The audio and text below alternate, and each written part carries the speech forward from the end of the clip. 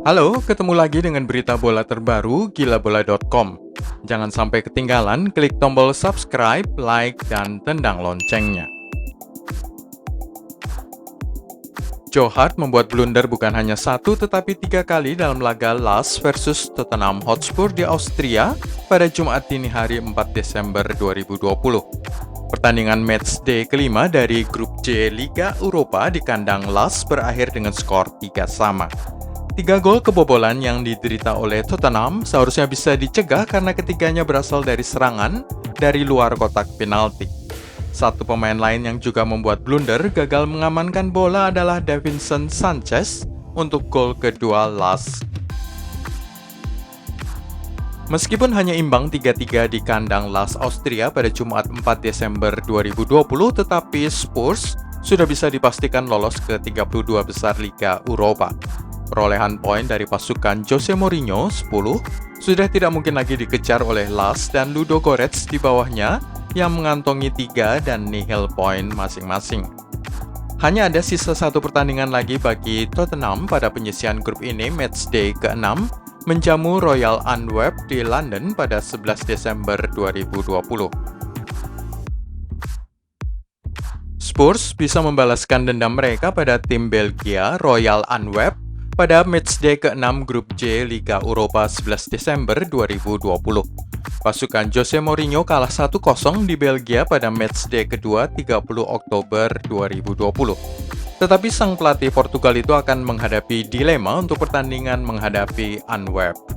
Ada 2 pertandingan big match di Liga Inggris yang akan dihadapi oleh Tottenham sebelum dan sesudah pertandingan Liga Eropa.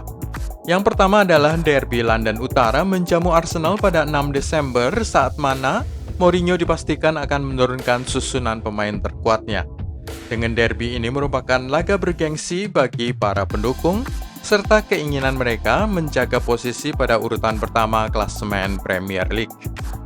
Big match kedua akan terjadi 17 Desember 2020, hanya 6 hari setelah pertandingan melawan Royal Antwerp dan selang 4 hari setelah Spurs tandang ke Crystal Palace. Dengan pasukan Jurgen Klopp kehilangan begitu banyak pemain utama, Mourinho tidak akan sabar menaburkan garam di atas luka-luka yang tengah diderita oleh Liverpool. Arsenal berhasil meraih poin penuh usai mengalahkan Rapid Wien dengan skor telak 4-1 pada laga grup B Liga Eropa yang digelar di Emirates Stadium pada hari Jumat dini hari 4 Desember 2020. Skuad asuhan Mikel Arteta sebenarnya telah mengamankan tempat mereka pada babak sistem gugur Liga Eropa setelah memenangkan masing-masing dari 4 pertandingan perdana mereka di grup B. Dan kini mereka berhasil merebut posisi teratas dengan kemenangan melawan Rapid Wien. Sejauh ini Arsenal tampil kejam di depan gawang-gawang lawan mereka di grup B dengan total 16 gol. 4 gol kemenangan The Gunners dicetak berturut-turut oleh Alexander Lacazette, Pablo Mari, Eddie Nketiah, dan Emil Smith-Rowe. Sebanyak 2.000 orang penonton berada di Stadion Emirates menonton pertandingan Arsenal versus Rapid Wien. Ini merupakan kali pertama penonton kembali ke stadion sejak pandemi merebak di seantero Eropa pada bulan Maret 2020. Para pemain memberi apresiasi khusus pada kehadiran para penonton yang duduk dengan jarak sekitar 2 meter satu sama lain. Arsenal menang dengan skor 4-1 atas Rapid Wien. Manajer Arsenal Mikel Arteta mengatakan kehadiran fans di Stadion Emirates saat mereka mengalahkan Rapid Wien di ajang Liga Eropa menjadikan laga tersebut terasa sangat istimewa.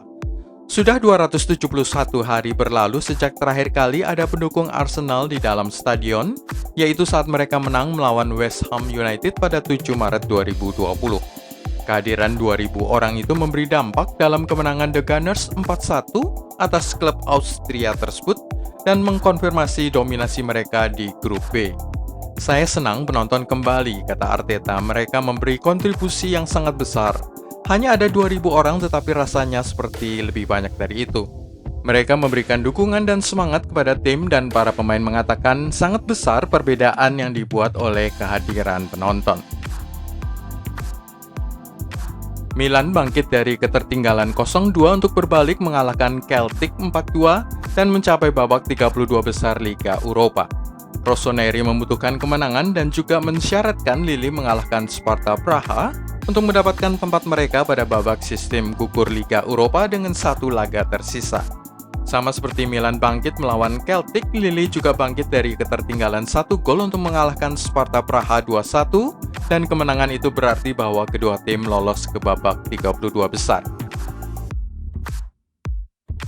Dries Mertens berhasil membawa Napoli unggul lebih dulu, tetapi mereka akhirnya memperoleh hanya 1 poin setelah David Ospina kebobolan 1 gol pada awal babak kedua sebelum menyelamatkan penalti Alkmaar pada menit ke-60.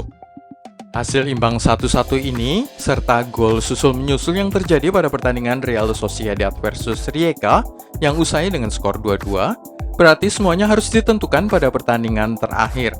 Napoli memimpin grup dengan 10 poin, Real Sociedad dan Alkmaar masing-masing 8 poin. Hasil Roma versus Young Boys pada laga grup A Liga Eropa ditutup dengan skor akhir 3-1 dengan tuan rumah tertinggal lebih dulu. Roma bangkit dari ketertinggalan 1 gol dan kemudian mengalahkan Young Boys 3-1, mengamankan posisi teratas grup A Liga Eropa yang diwarnai oleh gol menakjubkan dari Riccardo Calafiori. Harapan Leicester City merebut posisi teratas grup G Liga Eropa dengan 1 pertandingan tersisa gagal terwujud setelah klub Ukraina, Zorya Luhansk, meraih kemenangan pada malam dengan suhu di bawah 0 derajat Celcius di kota Zaporizhia.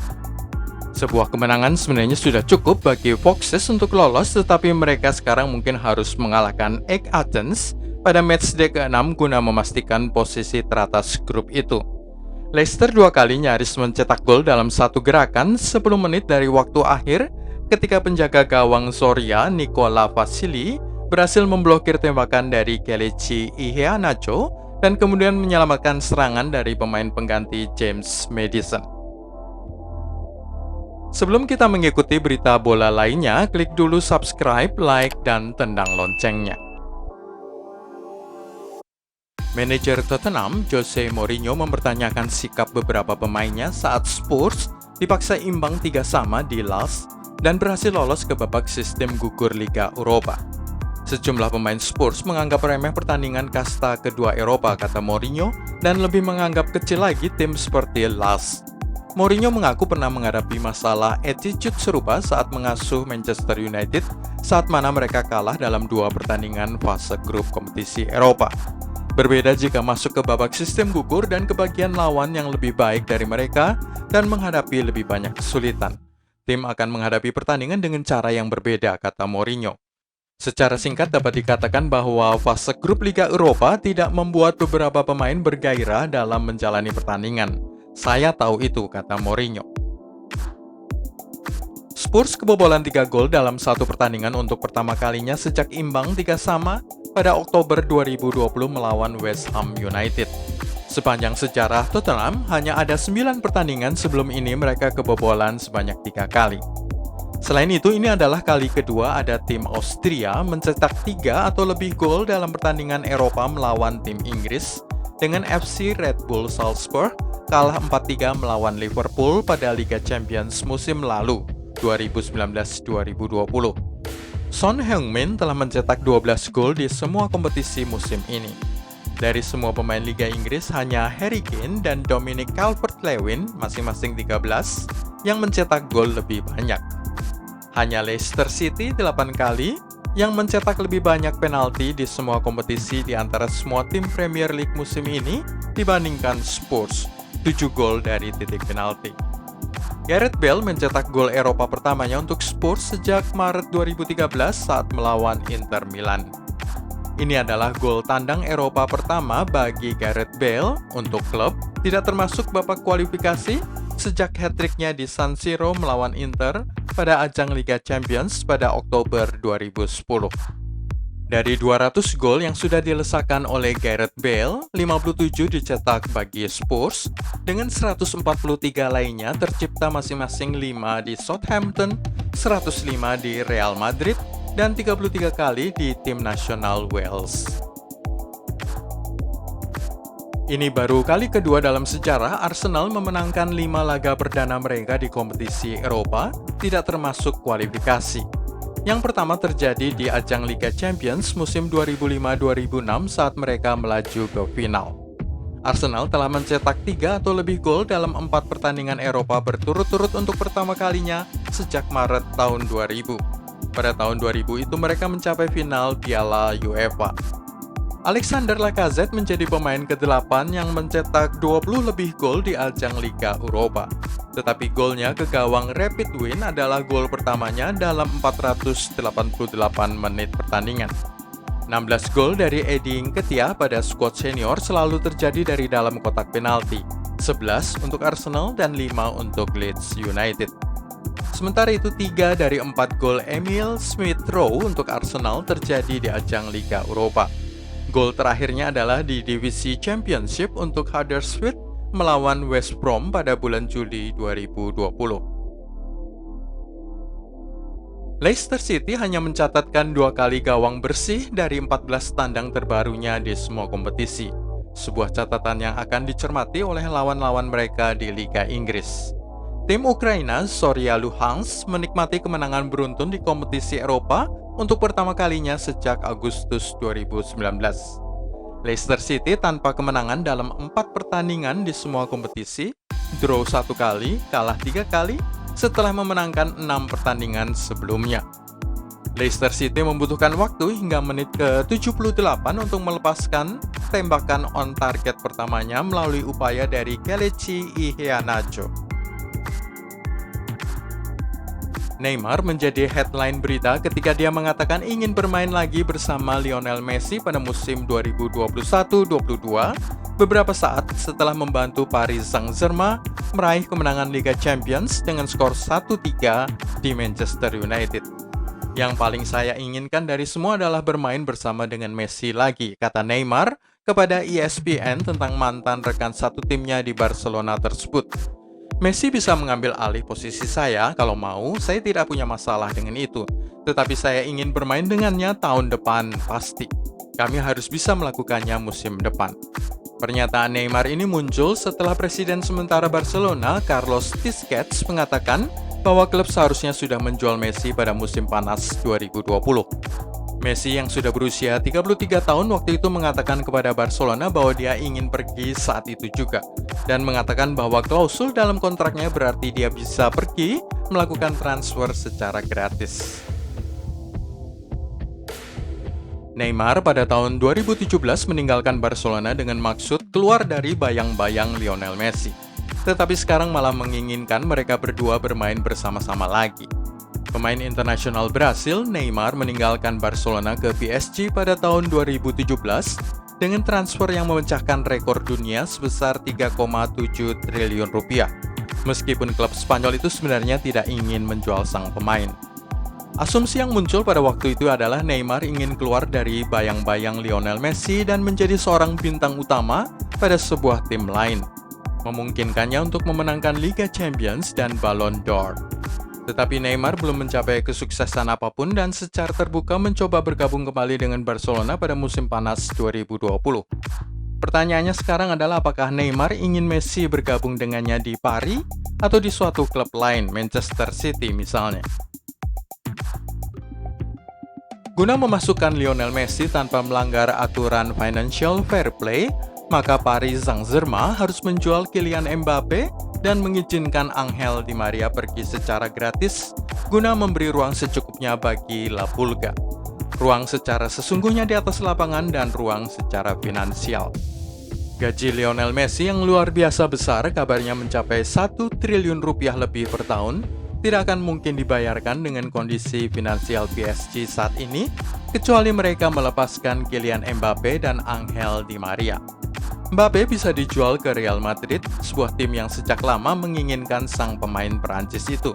Sementara Di Maria bisa dibiarkan pergi secara gratis. Apakah Presiden baru Barcelona ingin melepas Messi? Pemilu baru akan dilakukan pada Januari 2021 dan 2 dari sekian banyak kandidat presiden baru klub, Joan Laporta dan Victor Font, sudah menegaskan keinginan mereka untuk mempertahankan sang bintang Argentina. Tetapi kemungkinan besar tawaran transfer dari Manchester City akan datang pada Januari 2021 awal, dan Messi tidak akan menunggu sampai hasil pemilu pada akhir Januari. Neymar, sementara itu, masih memiliki kontrak 1,5 tahun tersisa di Paris. Manchester City bisa membelinya dari PSG guna menduetkan dua pemain tersebut di Etihad Stadium. Tiga tim lain yang juga berpeluang untuk mendaratkan dua bintang ini sekaligus, Messi dan Neymar, adalah Chelsea, Juventus, dan Inter Milan.